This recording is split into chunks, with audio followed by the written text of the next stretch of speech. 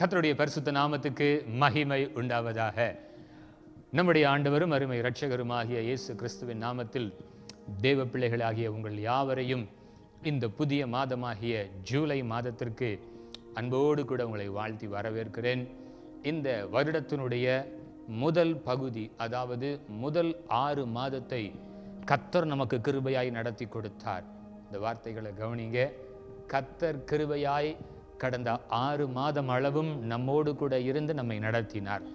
அடுத்த ஒரு 6 மாதத்தினுடைய ஆரம்பத்தில் நம்ம வந்திருக்கிறோம். ஸோ 2025 ஃபர்ஸ்ட் ஆஃப் முதல் 6 மாதங்கள் கடந்து போயின. அடுத்த கட்டத்தினுடைய ஆசீர்வாதத்திற்கு நேராக கர்த்தர் உங்களையும் என்னையும் அழைத்து கொண்டு செல்ல விரும்புகிறார்.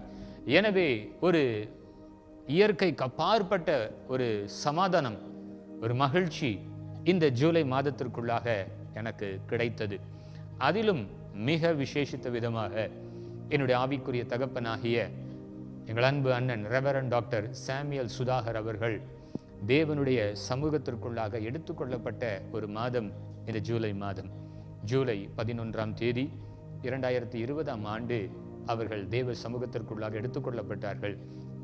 எனவே அதை குறித்து நான் சிந்தித்துக் கொண்டிருக்கையில் அவர்கள் எங்களுக்காக, குறிப்பாக எனக்காக, நம்முடைய ஊழியங்களுக்காக ஜெபித்த ஜெபங்களை அதிகமாய் நான் நினைவுபடுத்தி ஞாபகப்படுத்தி ஆண்டவருக்கு நன்றி செலுத்திக் கொண்டிருந்தேன். ஆண்டவரே, இத்தனை வருடங்களாக, சுமார் 5 வருடங்களாக எங்களை அற்புதமாக நடத்தினீங்க. பரிசுத்தவான்களுடைய ஜெபங்கள் எங்களுக்கு பலனாய் இருந்தது.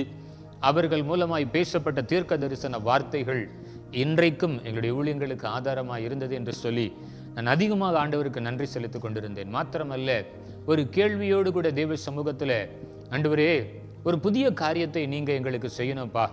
தமிழில் ஒரு கொச்சையான வார்த்தையை சொல்லுவாங்க, அரைச்ச மாவையே அரைச்சிக்கிட்டு இருக்கோம் அப்படின்னு. பாருங்கள், நம்முடைய அனுதின வாழ்க்கை அல்லது நாட்கள், மாதங்கள் எப்படி போயிட்டுருக்கு? ஏதோ செஞ்ச காரியத்தை என்ன பண்ணிட்டு இருக்கோம்? செஞ்சுட்டு இருக்கோம். இருக்கிற உபத்திரவங்களிலே இருக்கிறோம். ஒரு மாற்றங்களும் வரவில்லை. ஆண்டவரே, ஒரு புதிய காரியத்தை எனக்கு நீங்கள் செய்யணும் அப்பா அப்படின்னு சொல்லி தேவ சமூகத்தில் காத்திருந்த பொழுது கர்த்தர் கொடுத்த ஒரு தீர்க்க தரிசன வார்த்தை, என் ஆவிக்குரிய தகப்பனாகிய அன்பு அண்ணன் ரெவரண்ட் டாக்டர் சாமுவேல் சுதாகர் அவர்கள் எனக்காய் பேசி ஜெபித்த ஒரு வார்த்தையை பரிசுத்த ஆவியானவர் நினைப்பூட்டினார்.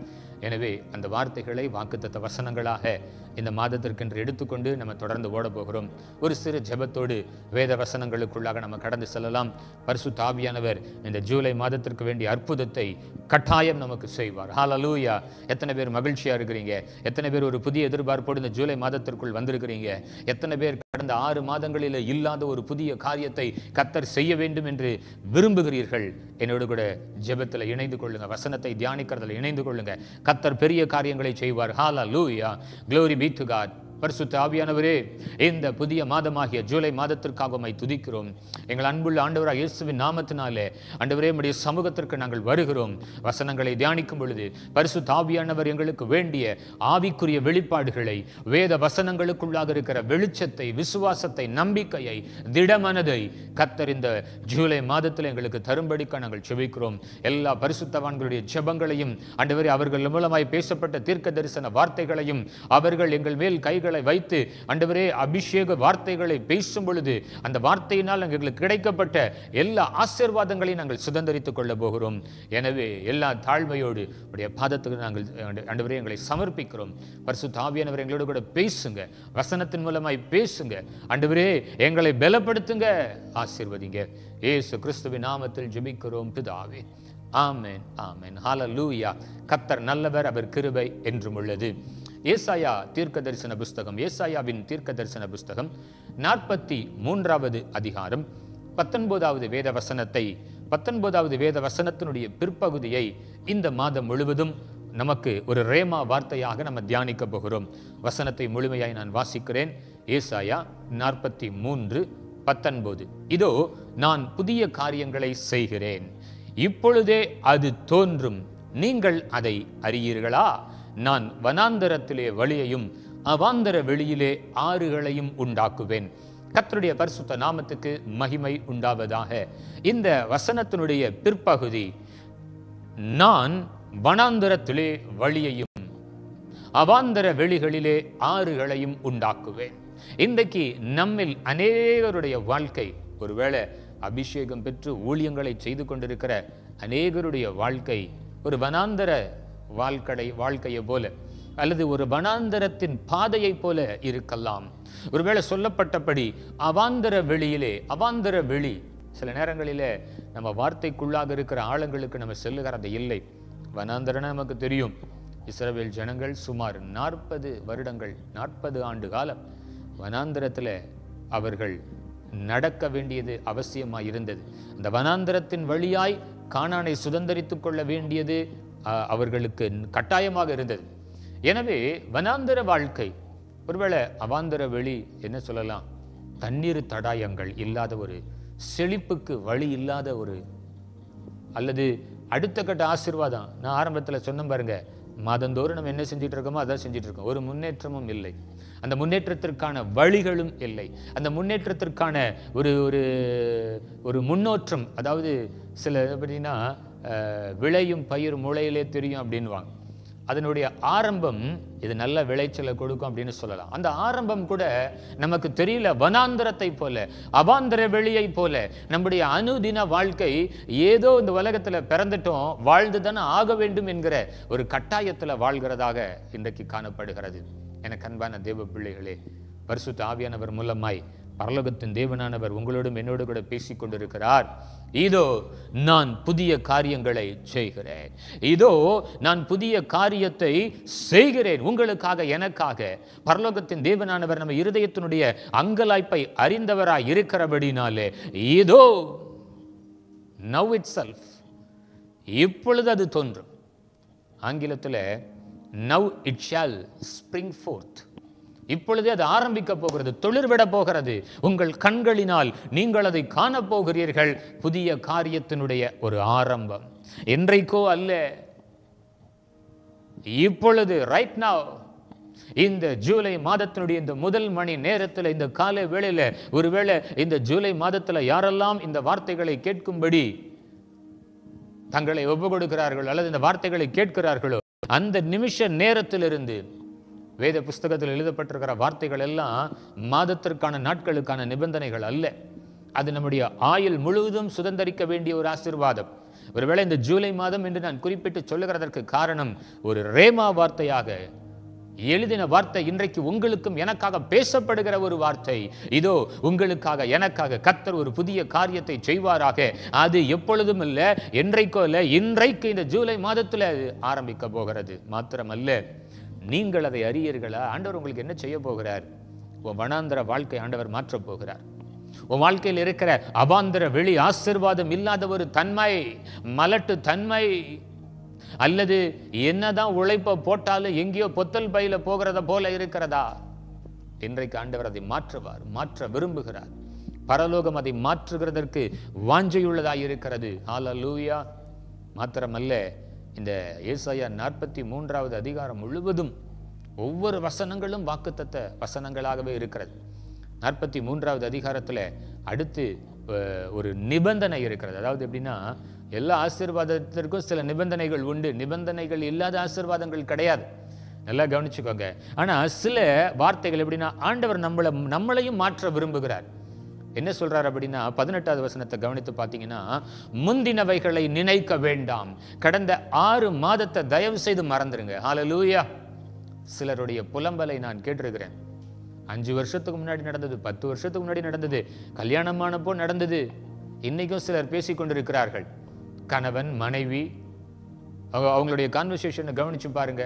இல்லை தேவ மனிதர்கள் இடத்துல அவங்க சொல்கிற கம்ப்ளைண்ட்டை கவனித்து பாருங்கள். தனக்கு கணவனாரை குறித்து எப்போ சொல்லுவாங்கன்னா, இவர் அந்த ஆள் 15 வருஷத்துக்கு முன்னாடி இருந்தால் இப்படி தான் இருக்கார், இந்த அம்மா 10 வருஷமாக இப்படி தான் இருக்குது.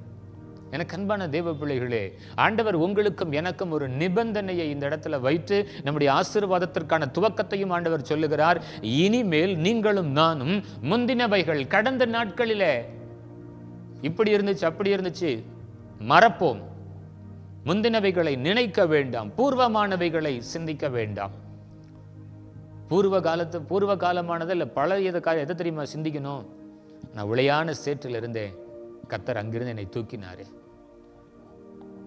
சங்கீதக்காரன் அதை குறித்து சொல்லும் பொழுது, ஆடுகளுக்கு பின்னால் ஆட்டு மந்தையில இருந்த என்னை அவர் உயர்த்தினார். அந்த மந்தையிலிருந்து ஆண்டவர் என்னை தூக்கினார். ஹல்லேலூயா. நம்ம எந்த இடத்துல இருந்தோம், ஆண்டவர் நம்மளை எப்படி உயர்த்தினார், தூக்கி வைத்திருக்கிறார் என்பதை நினைக்கணும். ஆனால் அதற்கு மாறாக தேவையில்லாத காரியங்கள், பிசாசு பல விதங்களில் நம்முடைய குடும்பத்தில், நம்முடைய ஊழியங்களில், தனிப்பட்ட வாழ்க்கையில், நம்முடைய வேலை ஸ்தலத்தில், வியாபாரத்தில் பலவிதமான தோல்விகள், இழப்புகள், பின்மாற்றங்கள், இதெல்லாம் பிசாசு ஞாபகப்படுத்திக்கிட்டே இருப்பான். பரிசுத்த ஆவியானவர் இன்றைக்கு அதைத்தான் நம்ம இடத்துல பேச விரும்புகிறார். நீ முந்தினவைகளை, பூர்வமானவைகளை நீ நினைக்க வேண்டாம், சிந்திக்க வேண்டாம். அதுதான் நிபந்தனை. அல்லேலூயா. ரொம்ப சுலபமானது. ஆண்டவர்கிட்ட இன்னைக்கு ஒப்பு கொடுப்போம். ஆண்டவரே, பழைய நினைவுகள் எல்லாத்தையும் மைண்டை விட்டு எரேஸ் பண்ணுங்கப்பா. என் தோல்வியின் நாட்களை ஆண்டவரே நான் மறக்க செய்யுங்கப்பா. ஆண்டவரே, ஒருவேளை பின்மாற்றத்தை பிசாசு அவ்வப்பொழுது எனக்கு நினைப்பூட்டி கொண்டே இருக்கிறான். இந்த பிசாசின் வல்லமைகளை கர்த்தர் அப்புறப்படுத்துங்க. எனக்கு முன்பாக நீங்க இருக்கீங்க, நான் அசைக்கப்படுவதில்லை.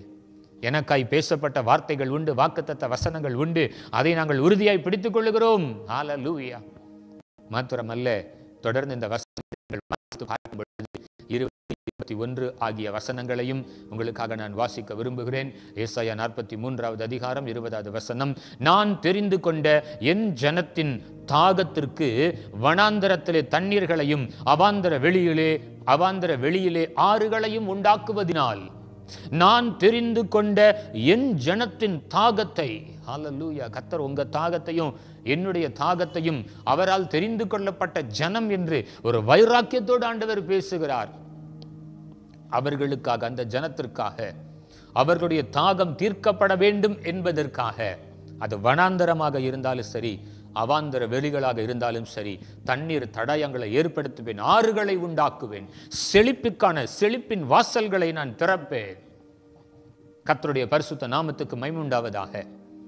கடந்த 6 மாதங்கள் உன்னுடைய செழிப்பை பிசாசானவன் தடை பண்ணியிருக்கலாம். உன்னுடைய தண்ணீர் தடாயங்களை மூடி போட்டிருக்கலாம். ஆண்டவர் இன்றைக்கு உங்களுக்காக திறப்பார். நீங்களும் நானும் அவருடைய ஜனம். மாத்திரமல்ல, அவரை நாம துதிக்க போகிறோம். 21வது வசனத்தை நீங்கள் வாசித்து பார்க்கும் பொழுது, ஏசாயா 43:21, இந்த ஜனத்தை எனக்கென்று ஏற்படுத்தினேன், இவர்கள் என் துதியை சொல்லி வருவார்கள். ஹல்லேலூயா. இந்த மாதம் முழுவதும் ஆண்டவருடைய சமூகத்திலிருந்து புதிய காரியங்களை பெற்றுக்கொண்டு ஆண்டவரை துதித்து கொண்டே இருக்க போகிறோம். ஆண்டவர் சொன்னார், இவர்கள் என்னுடைய ஜனங்கள், இந்த ஜனத்தை நான் எனக்கென்று ஏற்படுத்தினேன். எனக்கு அன்பான தேவ பிள்ளைகளே, ரகசியத்தை நீங்கள் அறிந்து கொள்ள வேண்டியது அவசியமாக இருக்கிறது. நாம் அவருடைய ஜனம், அவரை துதிக்கணும். அல்லேலூயா. இதுவரைக்கும் உபத்திரவத்தில் கர்த்தரை துதித்துக் கொண்டிருந்தோம். இன்றைக்கு உங்களுக்காக, எனக்காக தாவீதின் திறவுகோலை உடையவர், ஒருவனும் பூட்டக்கூடாதபடி திறக்கிறவர், ஒரு புதிய காரியத்தை செய்யும்படி, அவாந்தர வெளியை மாற்றும்படி, வனாந்தர வாழ்க்கையை ஒரு முடிவுக்கு கொண்டு வரும்படி கர்த்தர் ஒரு அற்புதத்தை செய்ய போகிறார். எத்தனை பேருக்கு சந்தோஷம்? ஹல்லேலூயா. ஏசாயா 43வது அதிகாரத்தை முழுமையாய் வாசிங்க. முதல் வசனம் அற்புதமான வசனம்.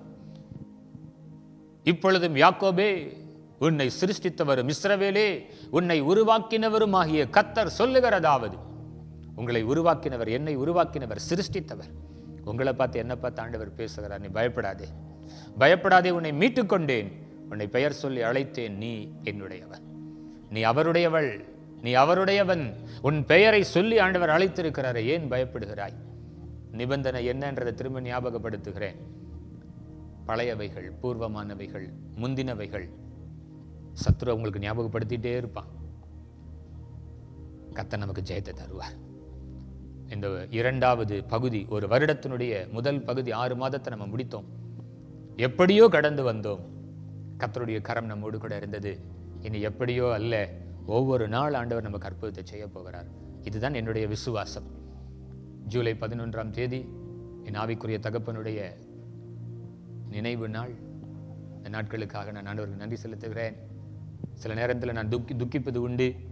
ஆனால் அவர்களுக்குள்ளாக இருந்த இந்த அபிஷேகத்தை பார்க்கும் பொழுது, அவர்களுக்குள்ளாக இருந்த தீர்க்க தரிசன வரங்களை பார்க்கும் பொழுது எனக்குள்ள ஒரு பெரிய வாஞ்சை. ஆண்டவரே, அவங்க யாருக்கெல்லாம் ஜெபிச்சாங்களோ, யாரெல்லாம் ஆவிக்குரிய பிள்ளைகளாக இருந்தார்களோ, எல்லாரையும் பயன்படுத்துங்க. எல்லாருக்கும் அந்த கிருபையை கொடுங்க. அவர்களைப் போல நாங்களும் உமக்காக எழும்பி பிரகாசிக்க வேண்டும். அதுதான் நம்முடைய ஜெபம். ஹல்லேலூயா. கர்த்தர் நம்மை நிச்சயமாய் ஆசீர்வதிப்பார். உன் வனாந்தர வாழ்க்கை மாறும். உன் அவாந்தர வெளியை ஆண்டவர் செழிப்புள்ளதாய் மாற்றுவார். கர்த்தர் பெரிய காரியங்களை செய்வார். கண்களை மூடி ஜெபிக்கலாமா? இந்த புதிய மாதத்திற்காக அதிகமாக நன்றி செலுத்துங்க. நான் மீண்டுமாய் சொல்லுகிறேன், பழைய காரியம் நமக்கு வேண்டாம், தூக்கி போடுவோம். பூர்வமானவைகளை சிந்திக்க வேண்டாம், நம்முடைய சிந்தனையில் இருக்கிற எல்லாத்தையும் தூக்கி போடுவோம்.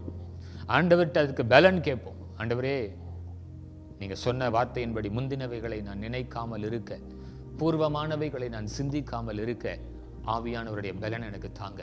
வசனங்களுக்குள்ளாக இருக்கிற ஆசீர்வாதத்தை நான் சுதந்திரிக்க அந்த ஆவிக்குரிய ஞானத்தை எனக்கு தாங்கப்பான்னு கேளுங்க. நிச்சயமாய் உங்களுக்காக ஒரு புதிய காரியம் நடைபெறப் போகிறது. உன் வனாந்தர வாழ்க்கை, உன் அவாந்தர வெளி மாறப்போகிறது. நம் ஆண்டவரை துதிக்க போகிறோம். தகப்பனே, இந்த புதிய மாதமாகிய ஜூலை மாதத்திற்காய் ஸ்தோத்திரம். இந்த வசனங்களை நாங்கள் வாசிக்கிற, தியானிக்கிற இந்த நேரத்தில் எங்களுக்குள்ளாய் நீர் கொடுத்த ஒரு புதிய விசுவாசத்திற்காய், மன மகிழ்ச்சிக்காய் ஆண்டவரே, நாங்கள் எதிர்த்து வருகிற எல்லா எதிர் வல்லமைகளையும் மேற்கொள்வதற்கு வேண்டிய பலனையும் அபிஷேகத்தையும், ஆண்டவரே, அதற்கு வேண்டிய உத்தரவாதத்தையும் இந்த வசனங்களின் மூலமாய் நீர் எங்களுக்கு தந்ததற்காய் ஸ்தோத்திரம். நாங்கள் உம்மை துதித்து கொண்டே இருக்க போகிறோம். அடுத்த 6 மாதமும் கர்த்தர் எங்களுக்கு செய்ய போகிற புதிய புதிய காரியங்களை நாங்கள் பெற்று அனுபவித்து, ஆண்டவரே, நாங்கள் உம்மை துதிக்க போகிறோம். எங்களுக்காக நீர் வைராக்கியம் உள்ளவராய் இருக்கிறீர். என் ஜனத்தினுடைய தாகத்தை நான் தீர்க்கும்படியாய் அவர்களுக்காக தண்ணீர் தடாயங்களை, ஆறுகளை நான் உண்டாக்குவேன் என்று சொன்னீரே. எங்கள் தாகத்தை தீர்க்கும்படியாய் ஆண்டவரே நீர் செய்ய போகிற அந்த புதிய காரியங்களுக்காய் ஸ்தோத்திரம். என்னோடு கூட இணைந்து இந்த வார்த்தைகளை, இந்த வசனத்தை ஏற்றுக்கொள்ளுகிற ஒவ்வொருவர் மேலும் இந்த ஆசீர்வாதம், இந்த புதிய காரியம் ஆண்டவரே வந்து இறங்கட்டும் என்று நான் ஜெபிக்கிறேன். தடைகள் யாவற்றையும் அப்புறப்படுத்துங்க ஆண்டவரே. வாலிப பிள்ளைகளுக்காய் ஜெபிக்கிறோம், சிறு பிள்ளைகளுக்காய் ஜெபிக்கிறோம். பரிசுத்த ஆவியானவர் ஆண்டவரே உம்முடைய அச்சாரத்தினால் அவர்களை முத்தரிப்பீராக. வேண்டிய ஞானத்தையும் கிருபைகளையும் தருவீராக. ஊழியம் செய்கிற பிள்ளைகளுக்காய் விசேஷித்த விதத்தில் ஜெபிக்கிறோம். சத்துரு அவர்களுக்கு விரோதமாய் விதைத்த எல்லா களைகளையும் பிடுங்கக்கூடிய ஒரு நாட்களை கர்த்தர் அவர்களுக்கு தருவீராக. ஊழியத்தில் ஜெயத்தை தாங்கப்பா. தொழில் வியாபாரம் செய்கிற பிள்ளைகளுக்காய் நன்றி செலுத்துகிறோம். இந்த ஜூலை மாதத்திலிருந்து ஒவ்வொரு நாளும் அவர்கள் செய்கிற தொழில் வியாபாரத்தில் புதிய புதிய காரியத்தை கர்த்தர் செய்வீராக. தொழில் இருக்கிற வனாந்தரம் மாறட்டும். தொழில் இருக்கிற ஆண்டவரே அவாந்தர வெளிகளை கர்த்தர் மாற்றுவீராக. தண்ணீர் தடயங்களை ஏற்படுத்துங்க ஆண்டவரே. வேலை செய்கிற பிள்ளைகளுக்காய் ஸ்தோத்திரம். வேலை ஸ்தலங்களில் உயர்வை கொடுங்கப்பா, ப்ரமோஷனை கொடுங்க, சேலரி இன்க்ரிமெண்ட்டை கொடுங்க. தடைப்பட்ட ஆசீர்வாதங்கள் எல்லாம் வரட்டும் என்று நாங்கள் ஜெபிக்கிறோம். திருமணத்திற்காய் காத்திருக்கிற பிள்ளைகளுக்காய் ஸ்தோத்திரம். திருமணமாகி கர்ப்பத்தின் கனிக்காய் காத்திருக்கிற பிள்ளைகளுக்காய் ஸ்தோத்திரம். ஒவ்வொருவர் மேலும் பூரண கிருபை இறங்கட்டும் ஆண்டவரே. ஒவ்வொரு பிள்ளைகளுடைய வாழ்க்கையில ஆண்டவரே புதிய காரியங்களை கர்த்தர் செய்வீராக. எதிர்பாராத நேரத்தில் ஆண்டவரே நம்முடைய பிள்ளைகளுக்கு ஆசீர்வாதங்களை அனுப்பும்படி நாங்கள் ஜெபிக்கிறோம். எங்களையும் உங்கள் கரங்களில் ஒப்புக் கொடுக்கிறோம். மேன்மை பாராட்ட எங்கள் இடத்துல ஒன்றுமில்லை, அப்பிரயோஜனமான ஊழியக்காரர்கள். கடமையை மாத்திரம் நாங்கள் செய்கிறோம். கனம் உமக்கே, துதி உமக்கே, புகழ் ஸ்தோத்திரங்கள் எல்லாவற்றையும் ஒருவருக்கே செலுத்துகிறோம். உடைய நல்ல நாமம் மகிமைப்படட்டும். ஆசீர்வதியும். இயேசு கிறிஸ்துவின் நாமத்தில் ஜெபிக்கிறோம் பிதாவே. ஆமென், ஆமென். ஹல்லேலூயா. கர்த்தர் நல்லவர், அவர் கிருபை என்றும் உள்ளது. எனக்கு அன்பான தேவ பிள்ளைகளே, நிச்சயமா அந்த வார்த்தையின்படியே என் வாழ்க்கையில கர்த்தர் ஒரு புதிய காரியத்தை செய்ய போகிறார். என் வனாந்தர வாழ்க்கை மாறப்போகிறது. என்னுடைய அவாந்தர வெளி மாறப்போகிறது. நான் விசுவாசிக்கிறேன். என்னோடு கூட இணைந்து நீங்கள் இந்த வசனத்தை விசுவாசிப்பீர்களானால், ஏற்றுக்கொள்வீர்களானால், நிச்சயமாக இந்த மாதம் முழுவதும் கர்த்தர் நம்மை நடத்த போதுமானவராக இருக்கிறார். அற்புதங்களினாலும் அதிசயங்களினாலும் கர்த்தர் நம்மை நடத்துவார். God bless you. கர்த்தர் நம்மை ஆசீர்வதிப்பாராக.